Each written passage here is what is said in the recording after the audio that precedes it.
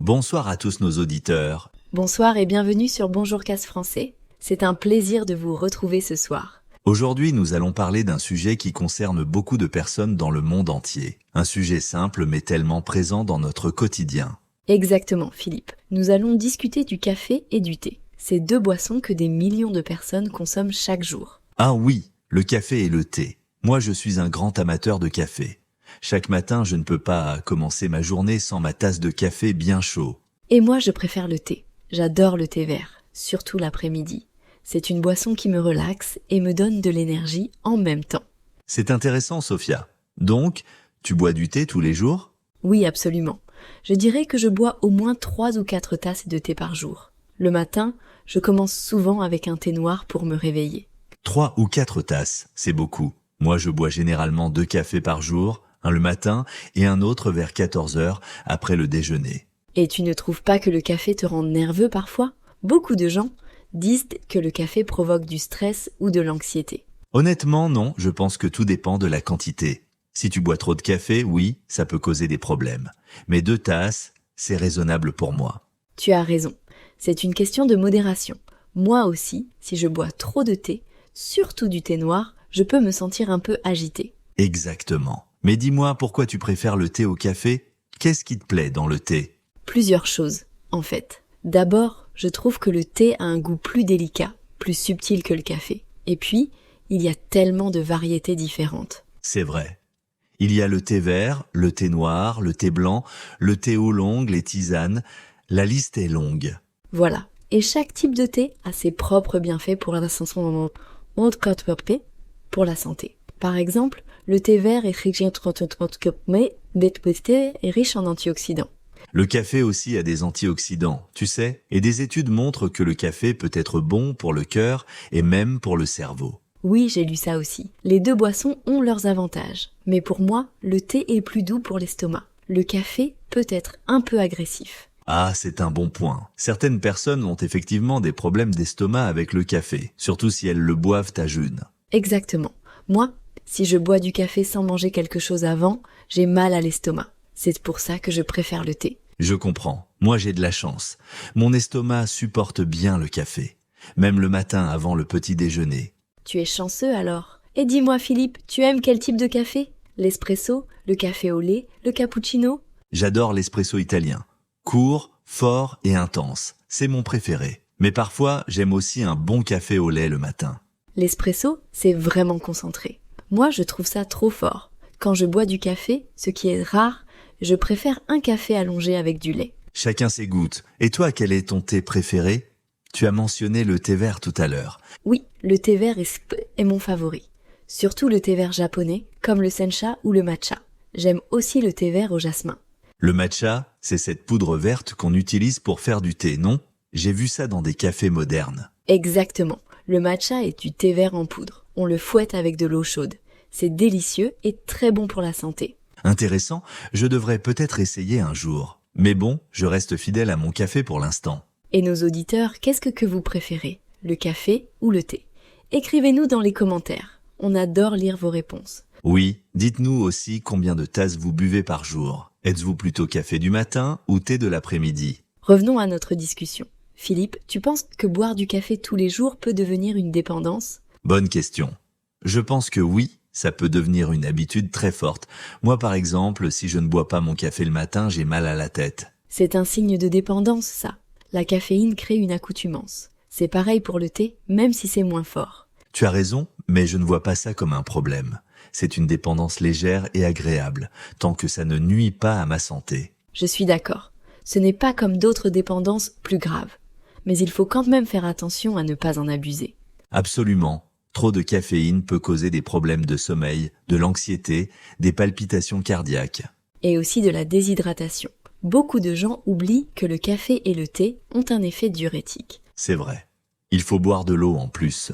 Moi, j'essaye toujours de boire un grand verre d'eau après mon café. Bonne habitude. Moi aussi, je bois beaucoup d'eau pendant la journée, en plus de mon thé. Parlons un peu des rituels autour du café et du thé. Pour moi, boire mon café le matin, c'est presque sacré. C'est un moment de calme avant de commencer la journée. Je comprends totalement. Pour moi, c'est pareil avec mon thé de l'après-midi. Je prends 15 minutes pour m'asseoir tranquillement et savourer ma tasse. C'est important d'avoir ces petits moments de pause dans la journée. Le café ou le thé devient plus qu'une simple boisson. C'est un rituel. Exactement. C'est un moment pour soi, pour réfléchir, pour se détendre. Dans notre vie moderne si rapide, ces pauses sont essentielles. Tu as tout à fait raison. Et puis, il y a aussi l'aspect social. Boire un café ou un thé avec des amis, c'est un moment de partage. Ah oui, c'est vrai. En France, on dit souvent « on prend un café ensemble », c'est une invitation à passer du temps avec quelqu'un. C'est pareil dans beaucoup de cultures. En Italie, le café est central dans la vie sociale. Au Maroc, c'est le thé à la menthe. En Angleterre, c'est le thé de 5 heures. Au Japon, la cérémonie du thé est tout un art. Chaque pays a ses traditions. C'est fascinant comment une simple boisson peut avoir autant d'importance culturelle. Le café et le thé unissent les gens. Tout à fait. Et pour nos auditeurs qui apprennent le français, c'est intéressant de connaître ces aspects culturels. En France, le café fait vraiment partie de la culture. Absolument. Les cafés français, les terrasses, l'espresso au comptoir, c'est iconique. Sophia, tu as déjà essayé de réduire ta consommation de thé ? Parfois, oui, il y a des périodes où je me dis que je bois trop de thé. Alors j'essaie de remplacer 1 ou 2 tasses par de l'eau ou des tisanes sans caféine. Et ça marche ? Tu arrives à réduire facilement ? Pas vraiment. Au bout de quelques jours, je reviens à mes habitudes. J'aime trop mon thé pour y renoncer complètement. Je te comprends. Moi, c'est pareil avec le café. J'ai essayé de passer au décaféiné une fois, ça n'a duré qu'1 semaine. Le décaféiné, c'est pas pareil. Il manque quelque chose. Même si c'est surtout psychologique, je pense. Peut-être. Mais bon, si on boit avec modération, il n'y a pas vraiment de raison d'arrêter. Les 2 boissons ont des bienfaits. C'est vrai. Le thé vert, par exemple, peut aider à la concentration, améliorer le métabolisme et même renforcer le système immunitaire. Et le café peut améliorer la performance physique, augmenter la vigilance et protéger contre certaines maladies. On dirait qu'on essaye de se convaincre que nos habitudes sont bonnes pour nous.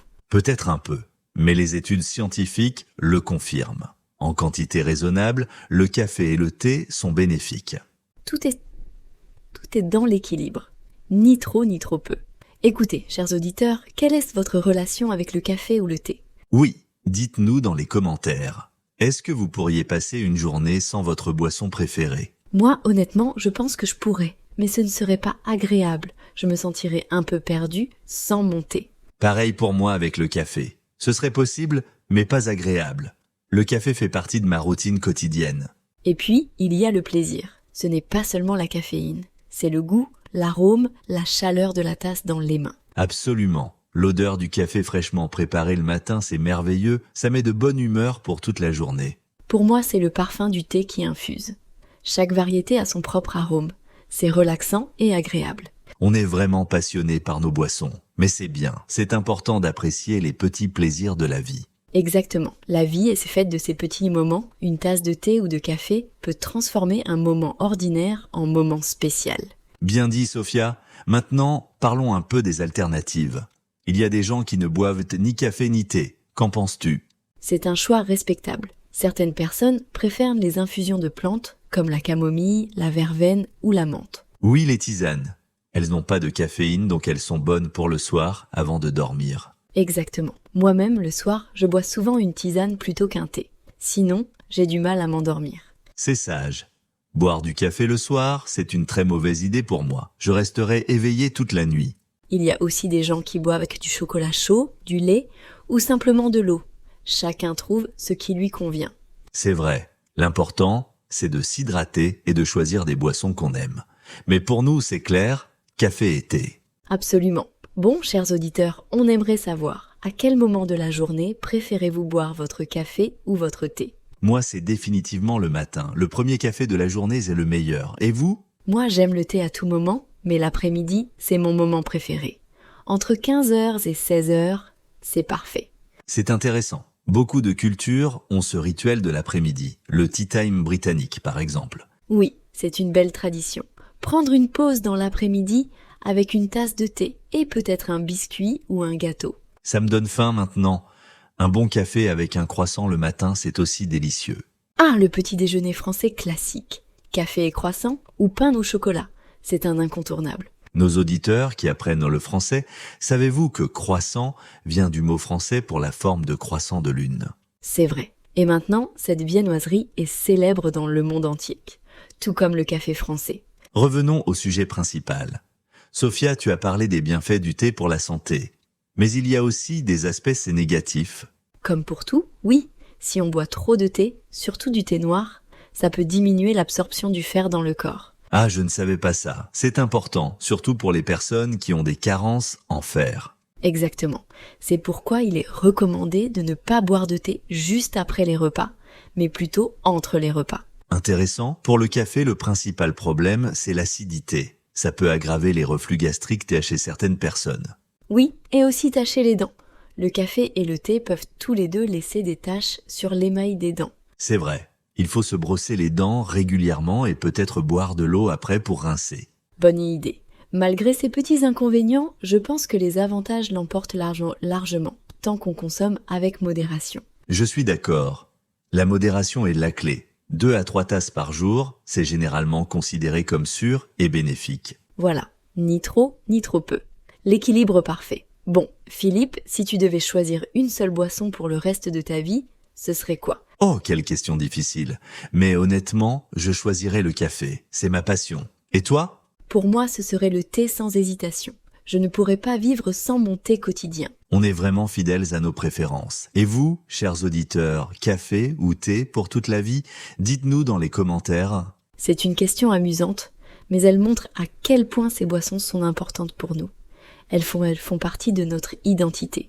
Absolument. Quand quelqu'un demande « Tu veux un café ?» ce n'est pas juste une question sur une boisson.